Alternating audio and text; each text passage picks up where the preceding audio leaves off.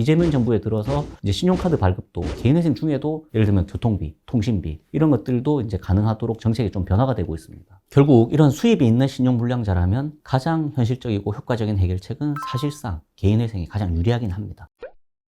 안녕하세요. 법무법인 스탠다드 이은성 변호사입니다. 한 번이라도 연체를 경험해 보신 분들은 혹은 지금 연체 중이신 분은 잘 아시겠죠. 이 신용점수는 올리는 데는 오랜 시간이 걸리지만 내려가는 건 정말 순식간입니다. 신용점수를 올리기 위해서 토스 앱 등 앱에서 국민연금, 건강보험 납부 내역 이런 것도 업데이트하고 손해금액 증명도 올리고 또 통신비 지출 내역도 내지만 다시 좋은 점수를 받기는 어렵습니다. 저도 정말로 참 특이한 경험을 하긴 했는데 아무래도 제가 이 회생 파산 전문 변호사지 않습니까? 그러다 보니까 우리 흔히 하는 카드 리볼빙, 그 다음에 현금 서비스, 카드 대출 이런 거 굉장히 익숙하게 다루게 되거든요. 7, 8년 전이었나요? 제가 이제 급하게 회사에 자금을 쓸 게 있어가지고 결제를 할 게 있었어요. 근데 제가 밖에 그때 외부에 있었거든요. 어떻게 해야 되냐 그랬더니 그때 당시에 저희 이제 경영지원팀 직원분이 변호사님 그냥 저기 카드론 받아가지고 우선 납부하고 나중에 뭐 내일 내시면 안 되나요? 그래서 알겠다 그렇게 해라 이렇게 이야기를 했거든요. 그때 카드론을 정말 소액을 받아가지고 납부를 했는데 그 다음날부터 이제 저한테 문자가 엄청나게 오는 겁니다. 대출을 권유하는 문자도 많이 오고 신용점수 하락했다는 문자도 많이 오더라고요.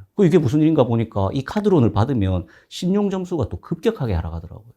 그래서 그걸 이제 제가 다시 올린데도 엄청 고생을 했던 기억이 나는데 신용점수가 낮은 상태에서는 어떤 불이익이 있고 그걸 어떻게 극복할 수 있는지 한번 말씀드리도록 하겠습니다. 신용불량자로 분류되면 생활 전반에 있어서 여러 가지 경제적 불이익이 따르죠. 먼저 금융권에서 신규 대출이나 신용카드 발급이 거의 불가능합니다. 은행 등에서는 연체자 정보를 공유하기 때문에 대출 신청 시 거의 대부분 거절돼요. 그리고 신용카드도 사용 정지되고 여러 가지 이제 여신 거래가 막게 됩니다. 아니면 신용카드의 한도가 또 줄어드는 경우도 있죠. 한마디로 정상적인 금융권 거래가 사실상 굉장히 어려워집니다. 그리고 이미 이용 중인 대출도 문제가 생기죠. 연체 정보가 등록이 되면 대출 계약에서 정한 기한이익 상실, 한꺼번에 갚아라 이렇게 하는 경우가 많고 갑자기 남은 대출금을 전부 다 갚아라 라는 통보를 받을 이제 위험이 커지는 거죠. 설령 연체 후에도 일부 금융회사나 대부업체 등에서 추가 대출이 또 가능할 경우도 있죠. 그런데 일반적인 경우에는 이자율이 매우 높게 책정됩니다. 신용도가 낮기 때문에 정상금리로는 돈을 빌리기 어렵고 결국 몇 배나 비싼 고금리를 부담해야 될 수 있습니다. 이 밖에도 뭐 보험 가입, 휴대폰 할부 개통, 각종 할부 거래나 렌탈 서비스 이런 데서도 전부 신용을 기반으로 하니까 정말 제약이 많이 생깁니다. 그럼 이런 신용불량자 상태를 탈출하는 방법이 어떤 게 있을까요? 단기간 신용점수가 낮은 분들이나 오랜 기간 동안 점수가 낮게 유지되어 온 분들은 이미 본인의 상황이 그게 디폴트니까 내 통장을 그냥 안 쓰고 사는 생활 그리고 나에게 아무도 대출하지 않는 생활에 익숙할 수밖에 없거든요. 거기서 반드시 벗어나야 된다는 생각을 하셔야 됩니다. 다행히 신용불량 상태는 영구적인 것은 아니고 여러 가지 방법을 통해서 개선이 가능합니다. 특히 연체를 해결하고 신용을 다시 회복하는 대표적인 방법으로 4가지 한번 말씀드리겠습니다. 첫 번째, 누구나 아는 방법이죠. 연체 채무를 상환하는 방법입니다. 누가 몰라서 안 하냐고 다시 물어보실 수 있는데 알더라도 그렇게 못하시는 분들이 상당히 많아요. 여유자금이 생겼다면 최우선적으로 연체된 대출금이나 카드 대금 상환하는 게 좋습니다. 연체된 채무를 완납을 하면 신용평가사에 기록된 연체 이력이 해제되고 시간이 지나면서 신용점수가 서서히 회복됩니다. 다만 상환 전에는 본인의 전체 채무 목록을 꼼꼼히 정리해서 현재 빚이 얼마인지, 어느 금융기관에 얼마씩 연체되었는지, 그리고 어떤 것부터 갚는 게 나은지 이런 것들을 꼭 파악하셔야 됩니다. 두 번째는 이제 신용회복위원회에서 하는 개인 워크아웃 제도죠. 3개월 이상 연체된 채무가 있는 경우에 신청할 수 있는 협약, 일종의 채무 조정 절차입니다. 개인 워크아웃은 법원이 아닌 금융기관들이 모여 만든 기구인 신용회복위원회를 통해서 진행이 되고 채권액의 50% 이상을 가진 금융기관들의 동의를 얻어야 조정이 성립됩니다. 일단 조정이 있게 되면은 이자 전액 감면 및 경우에 따라서는 원금 일부 탕감도 이루어지고요. 다만 담보 없는 금융채무만 조정이 되고 사채나 가족 간 채무 등은 포함되지 않고 여러 채권자가 있을 때 모두 동의해야 하는 한계가 있어서 이 경우에는 좀 비교적 성사시키기 어려울 수 있습니다. 비교적 채무 규모가 크지가 않고 또 채권자 수가 많지 않은 연체자 혹은 청산가치 그러니까 재산이 너무 많아서 개인회생이나 개인파산 제도를 활용하기 어려운 분들의 경우에는 개인 워크아웃이 맞습니다. 그리고 최근에는 신용회복위원회에서도 이제 주거용 목적 이런 담보대출 같은 경우에도 조정해주는 절차를 마련을 했어요. 이런 담보대출을 제외하고도 재산이 큰 경우 이런 경우에는 워크아웃을 고려해 보시는 게 좋습니다. 세 번째 중요한데요. 개인회생과 개인파산입니다. 개인회생은 지속적인 소득은 있지만 채무가 과중한 분들을 위한 채무조정 제도예요.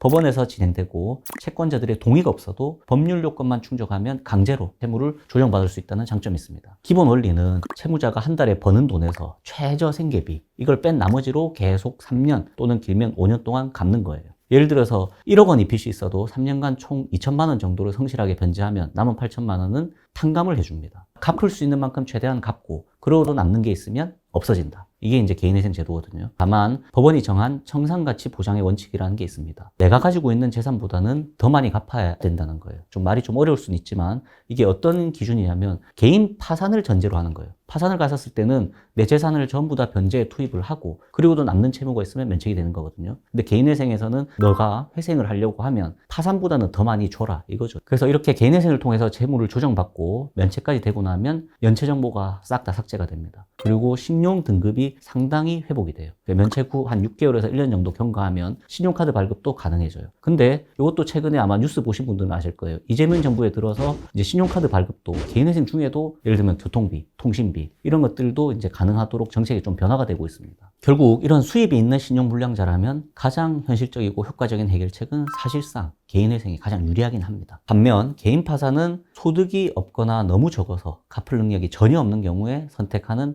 법원의 면책 제도입니다. 채무를 전부 다 면책받는 절차니까 기본적으로 채무자의 모든 재산을 처분해야 돼요. 그리고 그 처분한 재산을 채권자들에게 하나하나씩 배당을 해줍니다. 내가 직접 하는 건 아니고 파산관제인 변호사라는 분이 선임이 되는데 파산관제인 변호사가 처분도 해주고 그걸 또 나눠주기도 해요. 그리고도 더 이상 이제 갚을 수 없는 지경이 됐다. 그러면 면책 및 복권을 해줍니다. 다만 이 경우에도 내가 가지고 있는 재산을 전부 다 팔아야 되느냐 그렇게 하면 너무 가혹하죠. 왜냐하면 적어도 생활은 하셔야 되니까. 그래서 이런 최생계를 위한 일정한 재산, 예를 들면 생필품, 소액, 현금, 또 그리고 뭐 숟가락, 젓가락, 이불 이런 것들, 이게 또 약간 웃기긴 하지만 법령에 포함되어 있거든요. 예, 이런 것들을 면제 재산으로 남겨둘 수 있습니다. 재산이 거의 없는 채무자라면 다 거의 변제 없이 면책을 받을 수도 있고 경제적으로 완전히 새 출발할 기회를 제공한다는 장점이 있습니다. 그런데 이 개인 파산을 하면 기록이 남아요. 그리고 기록이 남기 때문에 면책 후에도 약 5년간은 신용거래가 제한될 수 있습니다. 물론 이것 또한 이제 최근 정부 들어서는 조금씩 해제를 해주겠다. 이렇게 정책 변화가 있긴 하지만 그래도 제한은 있습니다. 또 어떻게 보면 이렇게 생각하실 수가 있겠죠. 개인 파산은 전혀 변제 없어도 되고 개인회생은 3년에서 5년 변제해야 되니까 개인 파산이 더 나은 거 아니냐 이렇게 생각하실 수 있는데 마냥 개인 파산 할 수 있는 거 아니에요. 특히 일이 가능한 가용소득을 발생시킬 수 있는 연령의 경우에는 근데 저는 이건 사실 납득을 못 하겠습니다만 법원이 개인 파산 절차 남용이다. 개인 회생해라. 이런 식으로 보정을 하면서 파산 선고를 안 하고 기각하는 경우가 많습니다. 그래서 이런 분들은 사실상 개인 파산보다는 회생으로 가시긴 하셔야 됩니다. 그래서 이러한 신용은 단순히 대출 여부를 넘어서 금융거래 또는 계약 체결, 심지어 취업이나 생활 서비스 이용까지 영향을 미치죠. 말씀드린 것처럼 한번 신용이 크게 훼손되면 회복까지 상당한 시간이 필요하기 때문에 현재 상태를 정확하게 이해하고 적절하게 대응하는 게 무엇보다 중요합니다. 다만 이미 신용이 크게 떨어진 상태라고 해서 지나치게 자책하거나 낙담하실 필요는 없습니다. 과거의 신용 상태 자체보다는 앞으로 어떻게 다시 회복해 나갈지 이런 방향성을 잡는 거죠. 채무 규모나 소득 상황 그리고 연체 기간에 따라서 선택해야 될 방법은 모두 다 다르기 때문에 결국 전문가와 상담을 통해서 본인에게 맞는 절차를 확인하고 회복까지 걸리는 시간 다 확인을 한 다음에 결국은 신용을 회복할 수가 있는 거죠. 그래서 내가 지금 현재 연체 상태에 빠져 있다. 내가 신용 불량자다. 혹은 그런 게 우려된다. 좀 걱정이 많으신 경우에는 저희 영상 하단에 댓글 남겨주시면 답변을 드리도록 하겠습니다. 감사합니다.